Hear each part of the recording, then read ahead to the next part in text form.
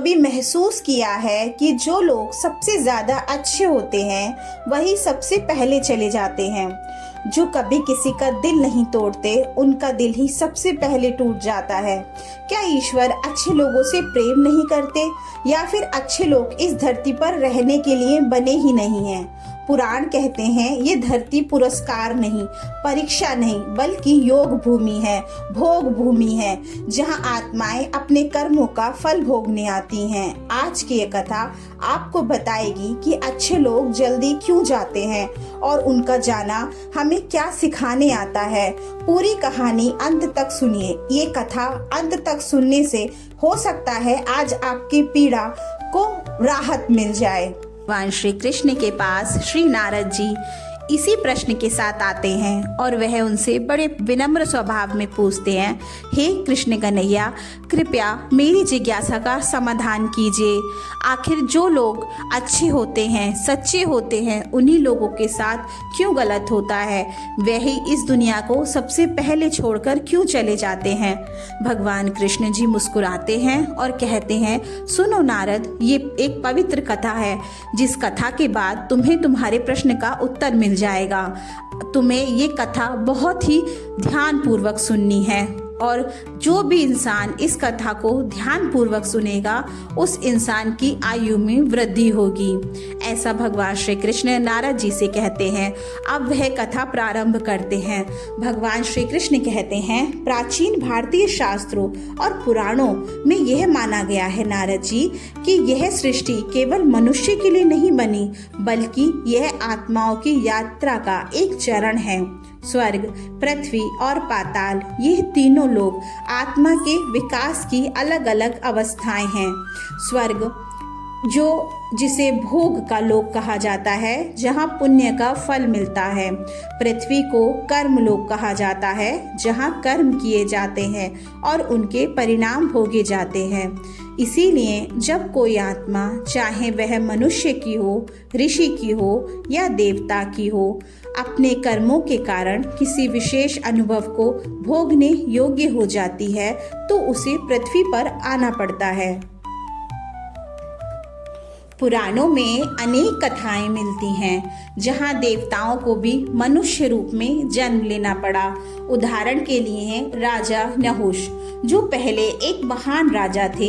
इंद्र के स्थान पर देवताओं के राजा बने, परंतु अहंकार के कारण उन्होंने ऋषियों का अपमान किया और परिणाम स्वरूप उन्हें पृथ्वी पर सर्प योनि में रहना पड़ा। इसी प्रकार जय और विजय, भगवान विष्णु के द्वारपाल, को भी ऋषियों के श्राप से 3 जन्मों तक पृथ्वी पर राक्षस योनि में जन्म लेना पड़ा। इन कथाओं का मूल संदेश यही है, कोई भी आत्मा कर्म के नियम से ऊपर नहीं है, न देवता, न ऋषि, न ही मनुष्य। मृत्यु लोक को सजा का स्थान नहीं कहा गया, बल्कि शोधन का स्थान कहा गया है। यह वह भूमि है जहां आत्मा अपने भीतर के अहंकार, लोभ, मोह और अज्ञान को अनुभव करके समझती है और उनसे मुक्त होती है। जो आत्माएं अधिक विकारों में बंधी होती हैं, उन्हें लंबे समय तक यहाँ रहना पड़ता है, पर वहीं जो आत्माएं पहले से शुद्ध होती हैं, उन्हें कम समय लगता है। इस दृष्टि से देखा जाए तो कई बार अच्छे लोग जल्दी इसीलिए चले जाते हैं क्योंकि वे यहाँ सीखने नहीं, बल्कि शेष कर्म भोग कर मुक्त होने आते हैं। वे संसार में प्रकाश फैलाते हैं, दूसरों को बदलते हैं और फिर शांत होकर आगे बढ़ जाते हैं। प्राचीन संत कहते थे, पृथ्वी विद्यालय है और आत्माएं इसके विद्यार्थी। कोई पहली कक्षा में है, कोई अंतिम कक्षा में। जो अंतिम कक्षा में होते हैं वे जल्दी पास हो जाते हैं। इसीलिए जब हम किसी अच्छे व्यक्ति को जल्दी जाते हुए देखते हैं तो हमें ये समझना चाहिए कि वह आत्मा असफल नहीं हुई, उसने अपना पाठ पूरा कर लिया है। वे इस संसार की नहीं थी, वे इस संसार के लिए आई थी। यही प्राचीन विश्वास हमें दुख को स्वीकार करने और मृत्यु को एक अंत नहीं, बल्कि एक परिवर्तन के रूप में देखने की दृष्टि देता है। भगवान श्री कृष्ण कहते हैं कि हे नारद जी, एक और कथा मैं तुम्हें बताता हूँ। बहुत प्राचीन समय की बात है, जब स्वर्गलोक अपनी पूर्ण शोभा में था। दिव्य पुष्पों की सुगंध वायु में तैरती थी। आकाश स्वर्णिम प्रकाश से भरा रहता था और देवता अपने अपने कर्तव्यों में लीन रहते थे। उसी स्वर्गलोक में एक तेजस्वी दिव्य आत्मा निवास करती थी। उसका नाम देवऋषि सुकांत था। सुकांत अत्यंत विद्वान, संयमी और तेजस्वी थे। उसे वेदों का गहन ज्ञान था, मंत्रों की सिद्धि थी और देवता भी उसका सम्मान करते थे। धीरे धीरे यह सम्मान उसके भीतर एक सूक्ष्म अहंकार का बीज बोने लगा। वह सोचने लगा, मैं इतना ज्ञानी हूँ, इतना पवित्र हूँ, तो क्या मैं ईश्वर के समान नहीं हूँ?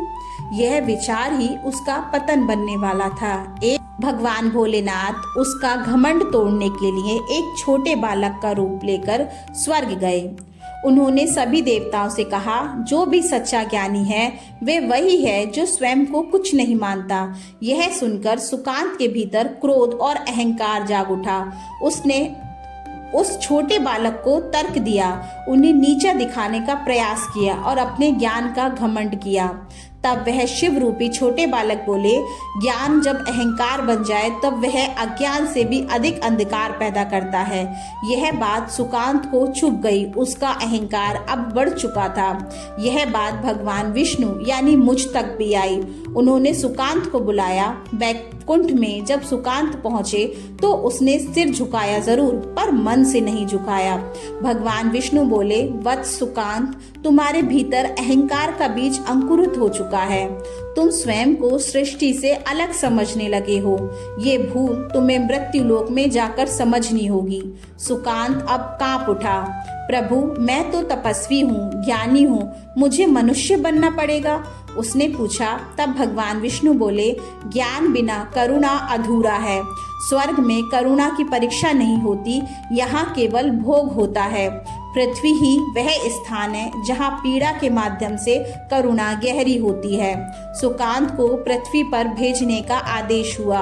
क्षण भर में उसका दिव्य प्रकाश मंद पड़ने लगा। उसके चारों ओर की ज्योति लुप्त होने लगी और वह प्रकाश की धारा बनकर नीचे गिरने लगा। उसकी आत्मा गर्भ में प्रवेश कर गई। पृथ्वी पर उसका जन्म एक साधारण किसान के घर हुआ। उसका नाम था सत्यनारायण, पर भीतर वही दिव्य शुद्धता थी। वह बड़ा हुआ तो उसके स्वभाव में दया, सेवा और प्रेम स्वाभाविक रूप से थे। वह बिना कारण किसी की मदद करता, बिना स्वार्थ किसी के दुख को अपना समझता था। लोग कहते थे, यह आदमी नहीं देवता है, पर वहीं उसका अंतिम पाठ था। उसे सीखना था कि सच्चा देवत्व प्रभुता में नहीं, और जब उसने ये पाठ पूरी तरह जी लिया, उसका जीवन भी पूर्ण हो गया। उसकी मृत्यु जल्दी हो गई, पर उसकी आत्मा अभी भारी नहीं थी। वह मुक्त होकर ऊपर चली गई। देव आत्मा का पतन वास्तव में पतन नहीं था, वह शुद्धि थी, क्योंकि कभी कभी गिरना ही उठने का मार्ग बन जाता है। कथा का सबसे गहरा संदेश यह है कि ये संसार पुरस्कार का स्थान नहीं, यह आत्माओं का विद्यालय है। यहाँ कोई संयोग से नहीं आता और कोई संयोग से नहीं जाता। हर आत्मा अपने कर्मों के अनुसार समय लेकर आती है और समय लेकर ही लौट जाती है। हम जिन लोगों को अच्छा कहते हैं वे अक्सर हमें इसीलिए अधिक अच्छे लगते हैं क्योंकि वे हमारे भीतर की अच्छाई को जगा देते हैं। उनका प्रेम हमें प्रेम करना सिखाता है, उनका त्याग हमें त्याग करना सिखाता है और उनका जाना हमें जीवन की अस्थिरता का बोध कराता है। अच्छे लोग जल्दी इसलिए नहीं जाते कि ईश्वर उन्हें कम प्रेम करते हैं, बल्कि इसलिए जाते हैं क्योंकि उन्हें यहाँ रुकने की अब कोई आवश्यकता नहीं होती। उनका अहंकार पहले ही गल चुका होता है। उनके भीतर लोभ, द्वेष और ईर्ष्या की गांठें ढीली पड़ चुकी होती हैं। उन्हें अब बार बार जन्म लेकर सीखने की जरूरत नहीं होती। इसी के विपरीत जो आत्माएं अभी भी क्रोध, लालच और अहंकार में फंसी होती हैं, उन्हें अधिक समय मिलता है ताकि वे गिरकर सीखें, टूटकर समझें और फिर उठें। मृत्यु इस दृष्टि से दंड नहीं है, ये विश्राम है। वह एक अध्याय का अंत है, पूरी पुस्तक का नहीं। इसीलिए जब कोई अच्छा व्यक्ति जाता है तो वे हमें दुख देने नहीं बल्कि हमें बदलने आता है। उनकी कमी हमें अधिक संवेदनशील बनाती है। उनका खालीपन हमें भीतर झांकने का अवसर देता है। यदि वे ना जाते तो शायद हम कभी ये ना समझ पाते कि जीवन कितना अनमोल है। प्राचीन ऋषियों ने कहा था, जिसने मृत्यु को समझ लिया उसने जीवन को समझ लिया। इस कथा की सबसे बड़ी सीख यही है कि हमें किसी के जाने पर केवल रोना नहीं चाहिए, हमें उसके जीवन को जीना चाहिए। यदि कोई हमें प्रेम करना सिखा गया तो हमें प्रेम को आगे बढ़ाना चाहिए। यदि कोई हमें दया करना सिखा गया तो हमें दया को फैलाना चाहिए। यदि कोई हमें सत्य दिखा गया तो हमें सत्य पर चलना चाहिए। यही उनके प्रति हमारी सच्ची श्रद्धांजलि है। अंततः अच्छे लोग जाते नहीं हैं, वे हमारे भीतर स्थान बदल लेते हैं। वे हमारी भाषा में, हमारे व्यवहार में, हमारी करुणा में सदैव जीवित रहते हैं। और जब तक हम उनके दिए मूल्यों को जीवित रखते हैं तब तक वे वास्तव में मरे नहीं होते हैं। यही इस कथा की आत्मा है। जब कोई अच्छा इंसान इस दुनिया से चला जाता है तो उसके जाने से खालीपन नहीं बनता, एक चुप्पी बन जाती है। ऐसी चुप्पी जो शब्दों से नहीं, यादों से भर जाती है। हम उसकी हंसी याद करते हैं, उसकी बातों को याद करते हैं, उसका सहारा याद करते हैं और तब मन पूछता है, ऐसे लोग ही क्यों चले जाते हैं। यह प्रश्न केवल ईश्वर से नहीं होता, यह जीवन से होता है, स्वयं से होता है। हम चाहते हैं जो हमें अधिक प्रेम दे वे हमेशा हमारे पास रहे, पर शायद यही प्रेम हमें ये सिखाने जाता है कि कुछ चीजें स्थायी नहीं होती, पर उनका प्रभाव स्थायी हो सकता है। अच्छे लोग हमारे जीवन में तूफान की तरह नहीं आते, वे हवा की तरह आते हैं, धीरे से, बिना शोर किए, हमें बदलते हुए। हमें पता भी नहीं चलता हम पहले से थोड़े बेहतर कब बन जाते हैं, और जब वे चले जाते हैं तब हमें पता चलता है कि वे हमारे भीतर कितना कुछ छोड़ गए। उनका जाना हमें कमज़ोर नहीं बनाता, वे हमें गहरा बनाता है। हम पहले जैसे नहीं रहते। भगवान कृष्ण के पास एक बूढ़ा आदमी आया जिसने अपने बेटे को खो दिया था। भगवान श्री कृष्ण से वह पूछता है कि हे ईश्वर, आपने मेरे साथ ऐसा क्यों किया? आप मेरी पीड़ा दूर करने के लिए कोई समाधान क्यों नहीं बताते? तब भगवान विष्णु यानी कि भगवान कृष्ण की आंखों में भी आंसू आ गए और वह मूर्ति से बाहर निकलकर एक ग्वाले का रूप रखकर भगवान उस बूढ़े इंसान को समझाते हुए कहते हैं, हे वत्स, मैं तुम्हारा भार देख रहा हूँ। तुम्हारा मन शब्दों से भरा नहीं है, वे मौन से भरा है। ऐसा मौन जिसमें प्रश्न नहीं है, केवल पीड़ा है। मैं जानता हूँ तुमने क्या खोया है, और उससे अधिक मैं जानता हूँ कि तुमने कितना प्रेम किया था। जहाँ प्रेम गहरा होता है वहाँ शोक भी गहरा होता है। यह एक प्रकृति का शाश्वत नियम है। पर सुनो बस, जो तुम खोया कहते हो वो वास्तव में खोया नहीं है। ये केवल उस रूप में नहीं है जिसमें तुम उसे जानते थे।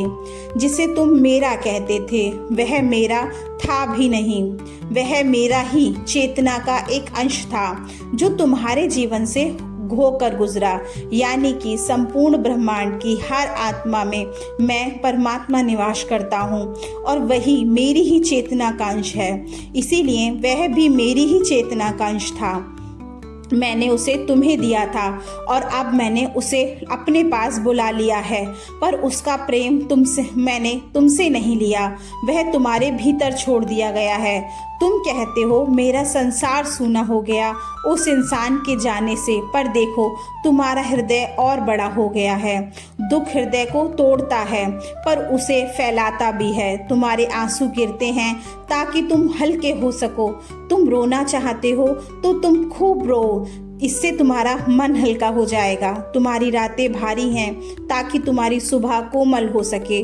वत्स, अगर मैंने तुम्हें कष्ट दिया है तो उसे सहने की क्षमता भी मैं तुम्हें दूंगा। बस इस समय को बीत जाने दो। उस आत्मा का जिससे तुम्हारा संबंध था, उससे तुम्हारा संबंध बस इतने ही समय का था। यह कर्म का विधान था जो वह भोगने आया था और अब वह विधान समाप्त हो गया है। पर तुम्हें इस बात का बोध नहीं है, तुम उस बात को जानते ही नहीं हो, इसीलिए तुम विलाप कर रहे हो। भगवान कृष्ण उस बूढ़े व्यक्ति के सिर पर हाथ रखकर फिर उसे प्यार से समझाते हैं कि तुम जिस शून्य से डरते हो वही स्थान है जहाँ करुणा जन्म लेती है। यदि ये पीड़ा न होती तो तुम दूसरों की पीड़ा को कैसे समझते? यदि ये वियोग न होता तो तुम प्रेम की कीमत को कैसे जानते? जिसे तुम खोते हो वही तुम्हें बनाता है। मैंने उसे तुमसे छीना नहीं, मैंने उसके माध्यम से तुम्हें गहराई दी है और वह चाहता था कि तुम गहरे बनो। वह चाहता था कि तुम उसकी याद में टूटो नहीं बल्कि और सच्चे बनो। बस जीवन का उद्देश्य साथ रहना नहीं है, जीवन का उद्देश्य प्रेम करना है। तुम जिसके साथ भी रहो प्रेम से रहो और जिससे भी प्रेम कर लिया उससे तुम्हारा जीवन पूरा हो जाएगा। उसने तुम्हारे साथ प्रेम किया और अपना कार्य पूरा किया। उसने अपनी आत्मा के उस भार को यहाँ पर आकर समाप्त किया है जिस भार को वह आज तक ढो रहा था। क्योंकि हर कर्म का एक फल होता है। उसी कर्म बंधन में वो आत्मा बंधी थी और जब उसका अपना वो कर्म बंधन खत्म हो गया तो वह आत्मा इस संसार से चली गई। अब तुम्हारा कार्य है उस प्रेम को आगे बढ़ाना। तुम जब किसी और की पीड़ा को समझोगे वह वही होगा। तुम जब किसी और का सहारा दोगे तो वही मुस्कुराएगा। वह कहीं गया नहीं है, वह तुम्हारे माध्यम से जी रहा है। इसीलिए स्वयं को दोष मत दो। कुछ भी अधूरा नहीं रहा। जो होना था वही घटित हुआ है, जो हुआ है वही होना था। होने को इस ब्रह्मांड में किसी के पास भी नहीं है ताकत टालने की।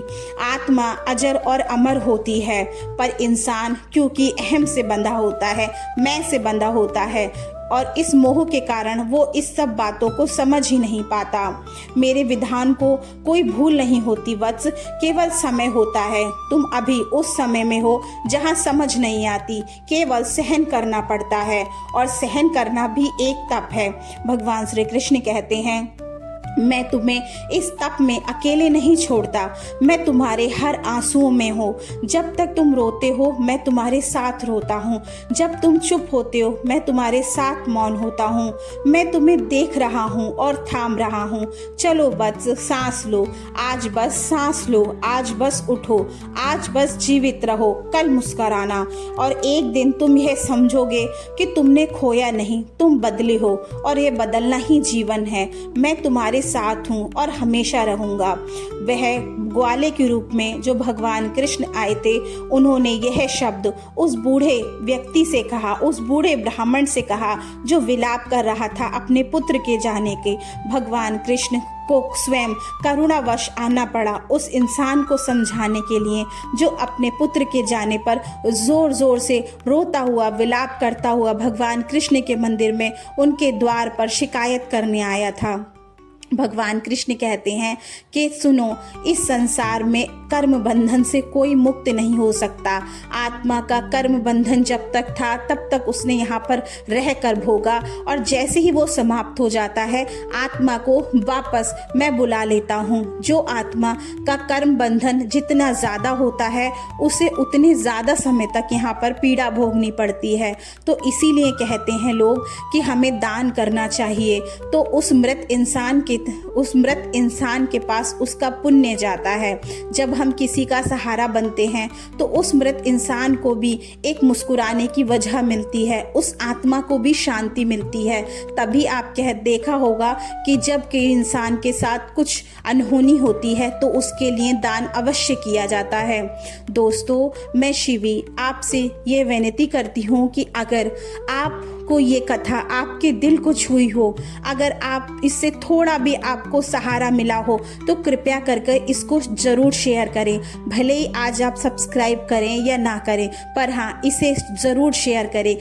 शायद ये वाक्य, भगवान कृष्ण की ये सीख, भगवान कृष्ण के ये वचन किसी टूटे हुए को सहारा दे दे। शायद इन वाक्यों से किसी रोते हुए इंसानों के आंसू पोंछने में किसी को मदद मिले। शायद कोई गिरता हुआ इंसान इन शब्दों को सुनकर संभल जाए।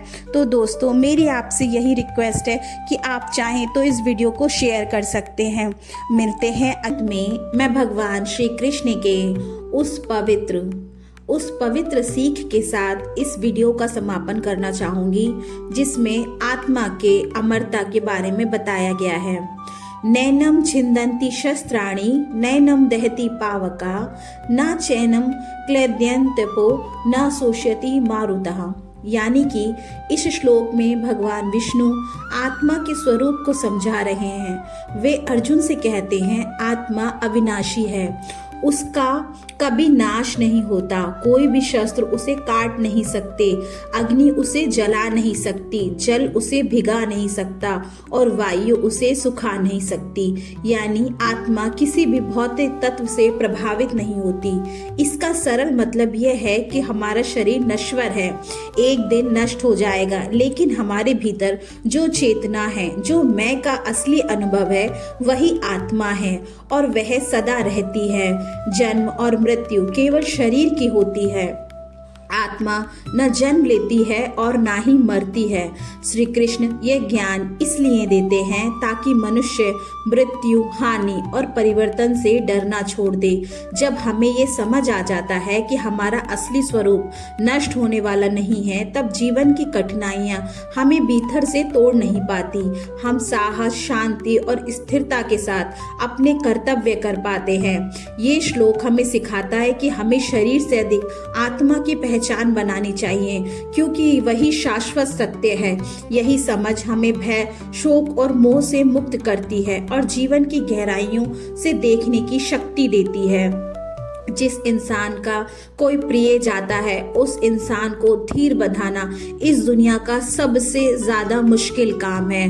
पर दोस्तों, समय एक ऐसी चीज है जो बड़े से बड़े घाव पर मरहम लगा देती है। संयम और साहस से वो बुरा समय भी इंसान का निकल जाता है। दोस्तों, मैं इसी उम्मीद के साथ कि आप इस चैनल को सब्सक्राइब कर लीजिएगा, वीडियो को लाइक कीजिएगा और इसे जितना हो सके शेयर कीजिएगा। मैं आपसे विदा लेती हूँ, मिलती हूँ अगली वीडियो में। तब तक के लिए जय श्री कृष्णा।